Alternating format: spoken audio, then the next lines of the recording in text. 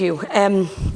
Thank you, Ceann and thank you, Minister. And as we know, the auto-enrolment is kind of a sort of mandatory pension system where employees are auto-enrolled into a quality-assured retirement savings system with freedom of choice to opt out. And I'm going to ask you about that in a minute, Minister. But it is important that we give employees the option. This new system would increase supplementary pension coverage, especially for those who have not joined a pension scheme. However, I have concerns. I accept the need to implement this kind of system, given the low level of pension coverage among private sector workers in Ireland. But there are questions.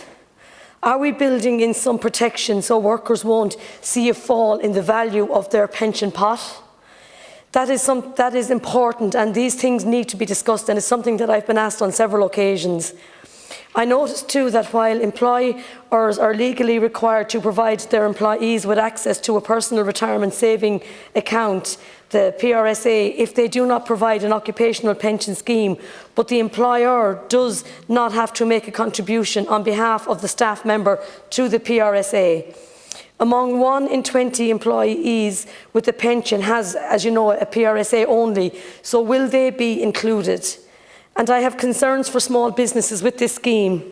We need to promote small businesses and enterprise, but I'm afraid these extra costs will be a barrier to some businesses hiring and retaining staff and being able to keep the doors open in some cases.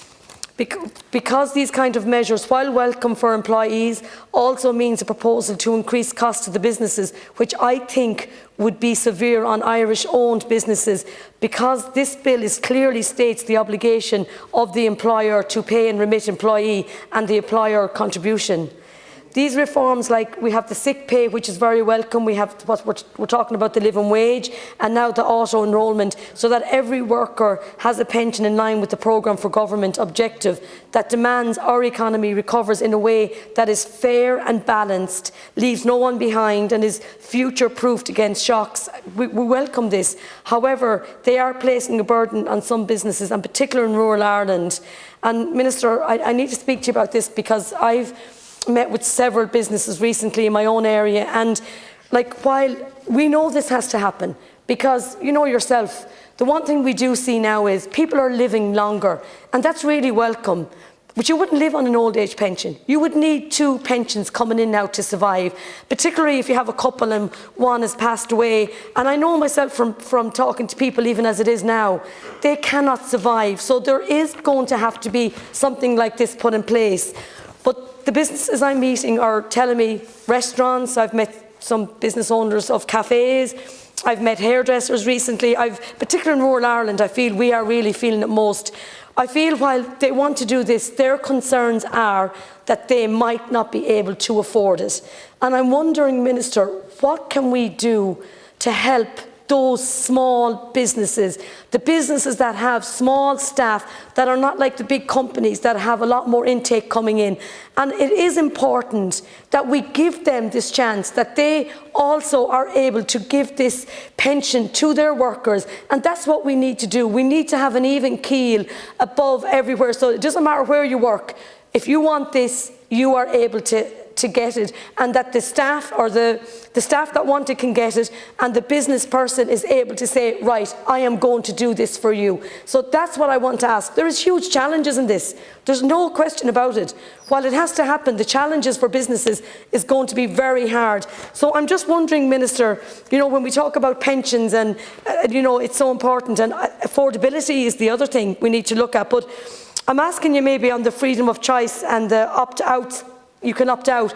Maybe if we could get more details in that, like, you know, what do we do to make sure that someone is in a position, I mean, why would they want to opt out?